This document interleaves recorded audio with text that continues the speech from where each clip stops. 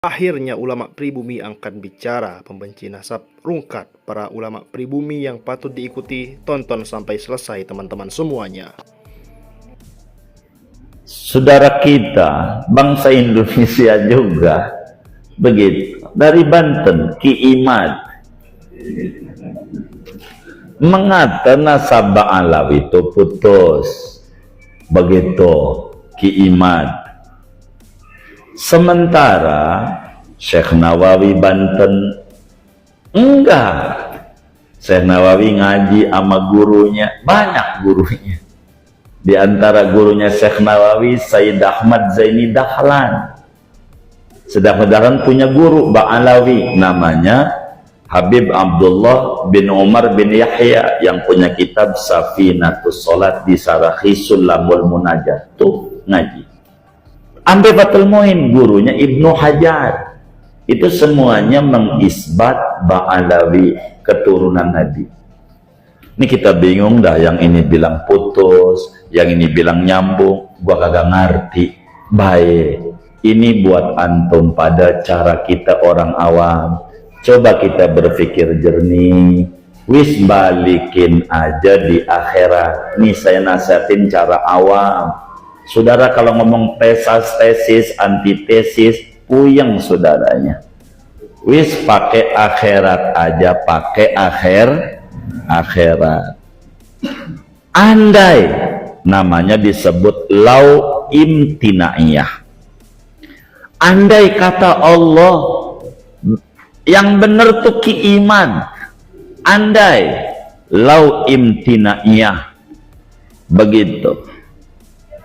Andai dia yang benar, putus begitu, maka saudara hormat, panggil Habib, panggil Syekh, enggak disalahin nama Allah. Saudara hormat sama saudara muslim aja disuruh, sama orang kafir kita suruh sayang, apalagi saudara sesama beriman. Innamal mu'minuna ikhwatun. Orang beriman itu saudara. Saudara tidak disalahkan oleh Allah. Andai yang benar tuh Ki Imad, andai pakai lau imtina, andai hormat saudara, enggak salah saudara. Tapi andai yang benar Syekh Nawawi Al-Bantani, Yai Hasim As'ari, Ibnu Hajar Al-Haytami, dan banyak ulama, Imam Sakhawi, ulama-ulama banyak yang benar mereka, maka saudara cukup muka saudara mau ditaruh di mana di hadapan Rasulullah di akhirat nanti. Cucunya saudara caci maki, saudara bilang bukan, bahaya. Bagaimana mau mencari syafaat?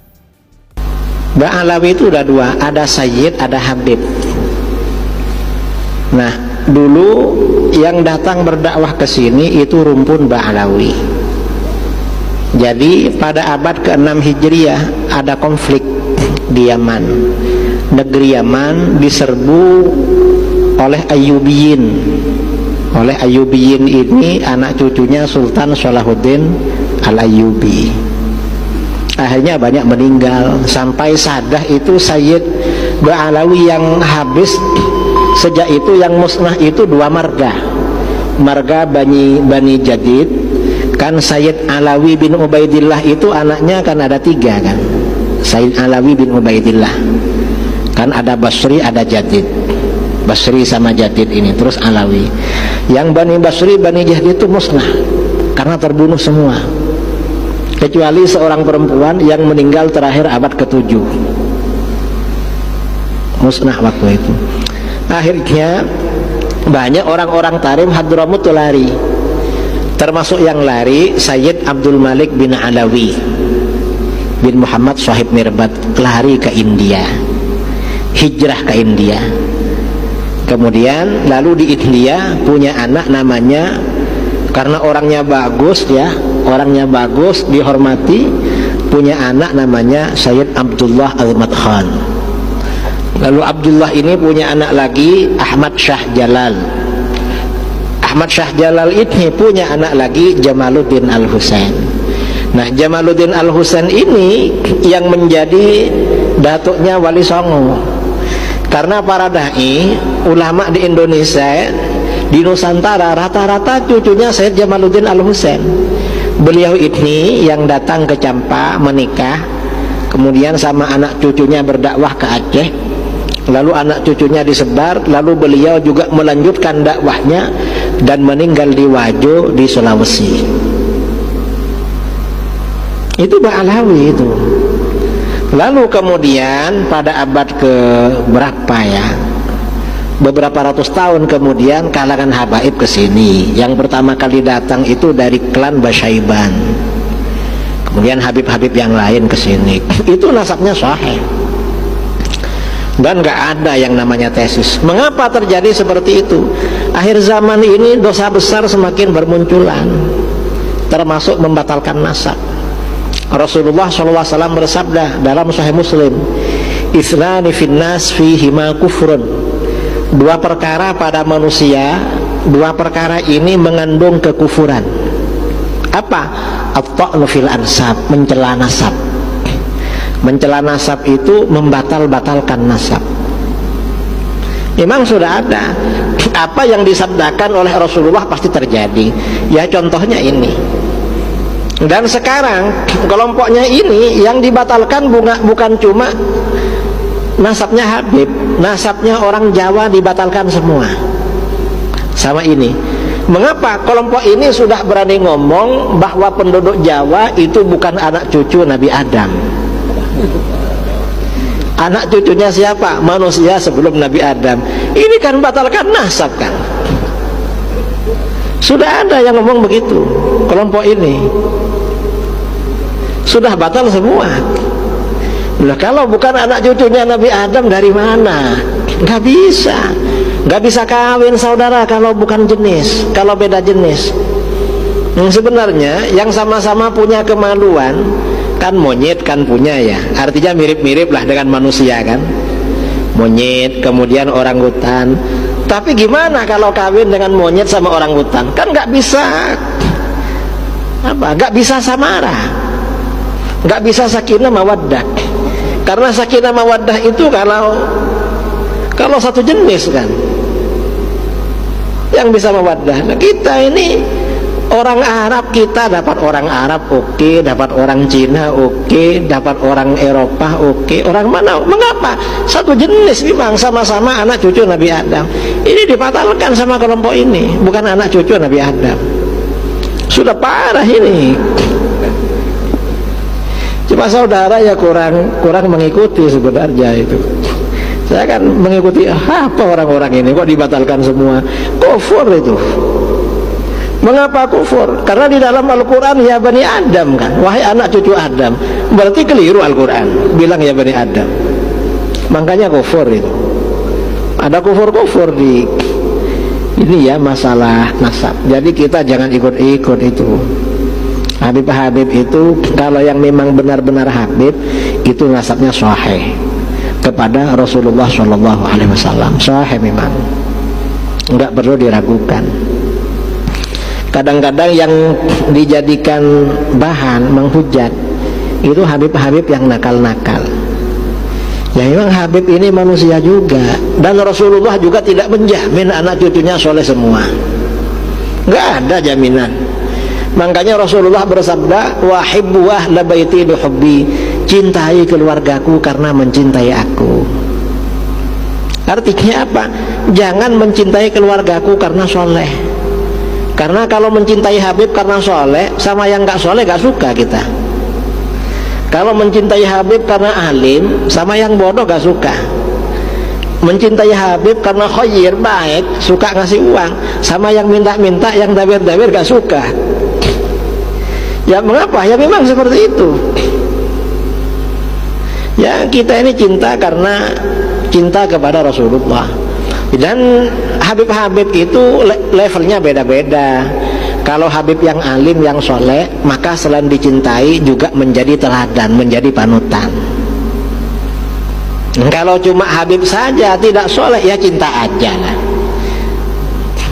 Lalu Habib tidak soleh masih bodoh lagi, ya cinta aja, tapi jangan disuruh ceramah. Keliru loh, kok itu suruh ceramah Habib itu? Ya jangan kalau nggak bisa apa-apa, yang alim mereka ini banyak juga. Nah, sekarang ini karena Habib kadang-kadang disuruh ceramah viral, akhirnya ceramahnya ngawur itu. Karena ada Habib-Habib yang viral nggak bisa baca kitab itu, dan ceramahnya ngawur terus. Yang begitu jangan diundang suruh ceramah, ya dihormati aja, dicintai aja. Lah Habib yang nakal dari dulu ya ada, Sayyid yang nakal, bukan cuma di sini, hatta di Mekah. Al-Azhar, universitas tertua di dunia, mereka memuliakan Sadah Ba'alawi, mereka memuliakan para ulama zuriat Rasulullah sallallahu alaihi wasallam. Jelas? Nanti kalau ada yang nanya, kenapa Ustaz Somad itu memuliakan habaib? Karena kami belajar di tempat guru-guru kami memuliakan. Cari ceramahnya di YouTube. Syekh Usamah Al-Azhari bercerita bahwa Al-Ba'alawi, keluarga Ba'alawi, zuriat Rasulullah, mereka tidak hanya sekedar berdakwah, tapi mereka juga hebat dalam bidang tijarah. Mudah-mudahan kecintaan kita bertahan, bahkan bertambah di tengah fitnah akhir zaman yang luar biasa. Terus alasan yang lain, saya S3 di Sudan. Di mana? Sudan. Ustadz nulis tentang apa? Saya menulis Hasyim Asy'ari wa juhuduhu fi nashri sunnah di Indonesia. Kontribusi Hadratus Syekh Hasyim Asy'ari dalam menyebarkan sunnah di Indonesia. Kita bukan ahlul bid'ah, kita adalah ahlul sunnah. Maka ketika saya menulis biografi Hadratus Syekh, ulama-ulama gurunya dibagi dua. Ulama yang tinggi adalah para sadah, dan ulama di bawah yang bukan sayyid. Artinya apa? Hadratus Syekh Muhammad Hasyim Asy'ari berguru kepada para Al-Ba'alawi. Terus apa lagi Ustadz? Saya datang dari Pulau Sumatera, tepatnya di Riau. Kami dulu tinggal di kerajaan Siak Sri Indrapura. Raja kami yang terakhir namanya Sultan Syarif Qasim. Kenapa disebut Syarif? Karena dia adalah Ba'alawi, keturunan dari Banahsan. Ada dari Rabithah Alawiyah, di kuburan di makamnya tertulis bahwa di sini saya ingin menghimbau kepada seluruh kalangan tanpa kecuali untuk menghentikan seluruh bentuk perdebatan, sifat-sifat yang mengarahkan kepada perpecahan, yang dipicu oleh polemik-polemik tentang nasab dan sebagainya. Saya kira cukup selesai. Alangkah lebih baik dihentikan saja, karena kita semua adalah mulia. Kita satu bangsa, satu negara, satu ikatan iman. Akan lebih baik bila seluruh problem itu kita tepikan, selesai, dan menghadirkan islah. Saya sangat mencintai dan Masya Allah negeri ini dibangun dan juga dirangkai dengan rangkaian yang sangat indah. Di antara saham terbesar untuk merangkai negeri ini adalah saham keimanan kita kepada Allah Subhanahu wa Ta'ala. Di dalamnya banyak sekali nasab-nasab tersambung pada Rasulullah Sallallahu Alaihi Wasallam yang memberikan kontribusi besar akan terlahirnya negara kesatuan Republik Indonesia, baik di masa perjuangan, penyusunan bagian-bagian yang membentuk NKRI, lambang negara, dan yang lainnya. Bahkan embrio awal berdirinya Indonesia itu juga ya yang menyatukan kerajaan-kerajaan di Nusantara, yang memberikan pendalaman-pendalaman, pengajaran-pengajaran tentang bagaimana implementasi ketauhidan dalam membela negara, revolusi jihad, dan sebagainya. Itu seluruhnya, teman-teman sekalian, tanpa kecuali mengacu pada ulama-ulama kita, dan juga mereka diantaranya tersambung nasabnya pada Rasulullah SAW. Apakah dari jalurnya Ba'alawi, apakah dari jalurnya Wali Songo, seluruhnya memiliki kemuliaan yang kita cintai. Dari manapun, saya mengajak akan lebih baik perdebatan itu ditepikan. Mungkin Allah menginginkan dan menghendaki itu semua terjadi supaya kita saling mengenal siapa yang selama ini nggak pernah kelihatan. Dari yang nasabnya Wali Songo, yang tersambung juga pada jalur-jalur kepada Nabi Sallallahu Alaihi Wasallam, ataupun juga dari Ba'alawi yang belum diketahui, ternyata banyak ulama-ulamanya yang meneduhkan, yang punya kitab-kitab yang disyarah juga oleh ulama-ulama kita. Saya harap ini adalah satu potensi untuk menyatukan, bukan memecah belah. Kita punya persoalan yang banyak sekarang harus kita hadapi. Singkat cerita, beliau yang alim alama itu diragukan intisabnya yang Rasulullah Sallallahu Alaihi Wasallam. Saat itu Sayyid yang alim ini kemudian nantang, corok Jawa nantang. Ini pokoknya para habaib nak ora percaya aku, ayo sowan Kanjeng Nabi. Sowan di Medina, semuanya ngimpi ketemu Kanjeng Nabi. Terus didhawuhi Nabi, napa leres iki putune jenengan? Terus Nabi jawab, ijtama al far'u wal usulu. Saiki anak wis ketemu bapak, atau anak wis ketemu asal usul. Nah, tentu asal usul itu dua. Ada yang min haitsul dzat, apa?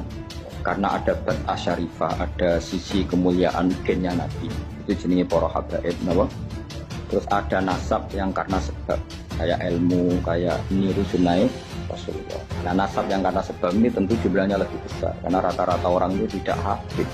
Tapi bisa intisab ke Rasulullah sebab perilaku. Ini Salman minna ahlal bait. Salman itu jelas raputune Nabi, ora anake Nabi. Tapi karena perilakunya, Kanjeng Nabi dawuh bahwa Salman minna ahlal bait. Bahwa Salman menjadi bagian dari kita karena perilakunya. Mengenai kullu nasabin wasababin mungqatiun yaumal qiyamah illa nasabi wasabab. Paham ya, terus wonten nasab sing karena bat asyarifah. Ya kata sik bro jenenge bat asyarifah. Ana nasab sebab nganggo sebab. Kayak niru Nabi, terus macam-macam. Niru Nabi paling gampang kepikir sabar itu sih paling. Wong kowe salat qobliyah ketok ora tahu baji ora tahu tahajud. Wah, miskin. Walhasil terus Habib mau ngipi ketemu Kanjeng Nabi, terus ya Rasulullah, kalau saya nanti pulang setelah ketemu engkau saya harus ngomong apa? Ini jenis ingkila zurtum.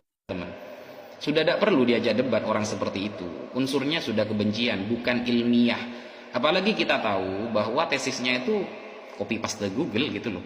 Kalau copy paste Google-nya itu dari Maktabah Syamilah lumayan. Tapi kalau cuma dari narasi orang-orang Wahabi dan lain sebagainya, Salafi, pantas kan orang Salafi Wahabi di barisan mereka? Ya seperti itulah kualitasnya. Dan ada pertanyaan kedua juga. Pertanyaan kedua,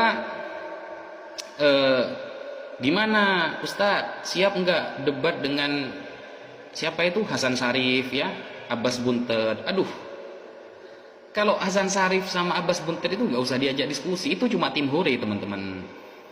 Abbas Buntet itu cuma bisa mengeluarkan suara yang keras dan isinya nihil, nggak ada dalilnya.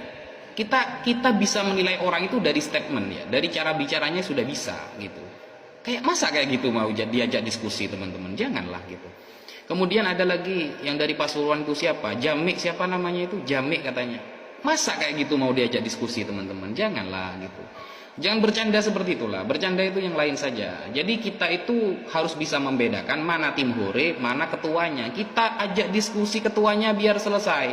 Berbung ketuanya kabur-kabur, tidak mau selesai-selesai, sampai mengeluarkan statement seperti itu. Andaikan seluruh orang di dunia ini mengifbat, dia tidak akan mengifbat, tidak akan menetapkan. Nah, kalau kita lawan tim hore, ya ketuanya saja seperti itu. Kalau kita lawan tim hurenya paling ya diminta ya tes DNA, Jongos Yaman, Belanda.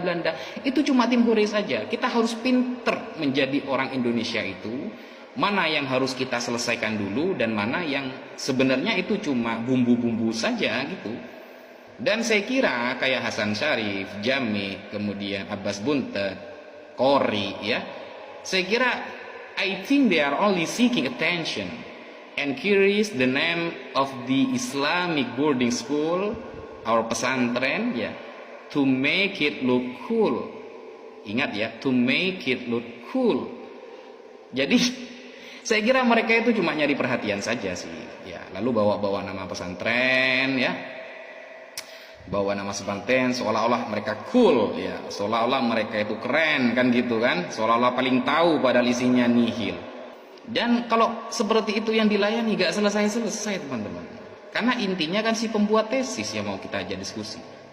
Kalau seperti Gus Aji Zazuli, Kori, sudahlah, gak usah debat lagi kalau sama mereka itu teman-teman. Kemarin di Banten itu, saya akan bawa kitab satu kerdus itu gak sama sekali saya buka kitabnya sama sekali gak saya buka itu. Saya cuma bawa fotokopian dari kitab asli itu saja, karena saya lihat musuhnya, aduh ini mengecewakan, ini masa kayak gini sih, di depan pendukungnya seolah-olah paling wow, tapi setelah diskusi ternyata ngak-ngakan teman-teman. Ba'alawi itu adalah nisbat kepada habaib yang ada di Hadramut sana. Jadi istilah Ba'alawi itu adalah habaib-habaib yang mengerucut kepada habaib yang ke Hadramut di sana. Adapun habaib kan banyak. Di Irak sendiri banyak habaib. Di Hadramut itulah termasuk Duriyah Nabi, itu luar biasa besar ya. Itu habaib yang di Indonesia itu adalah hanya dari satu, Sayyidina Ahmad bin Isa al-Muhajir hijrah dari Irak tinggal di Hadramut. Dari situ nanti ada, di situ ada, jadi ke arah ke sana nanti. Ali Ba'alawi itu adalah disitulah nanti ke arah situ. Jadi itu untuk penentuan apa namanya, rombongan habaib, rombongan Duriyah Nabi dari mana itu gitu. Jadi kalau sudah Ba'alawi ya sudah ke situ, bukan dari tempat-tempat yang lain gitu. Jadi tidak semua habaib itu Ba'alawi. Jadi istilah Ba'alawi, istilah tidak semua ikut Ba'alawi, bukan, tidak. Tapi banyak habaib di Mesir, banyak habaib. Tapi semuanya selagi itu Duriyah Nabi adalah satu martabat yang harus kita cintai. Hanya kebetulan di Hadramut, di Indonesia ini adalah yang menyuruh dakwah mulai dari Wali Songo sampai hari ini adalah habaib-habaib yang datang dari sana. Makanya kita lebih mengarah kepada pengenalan kepada asal habaib kita yang ada di sini adalah dari situ gitu. Kalau habaib banyak seperti Al-Jailani itu beda. Itu kan dari Sayyidina Hasan yang beda jalurnya. Tapi Habib juga seperti itu. Sikap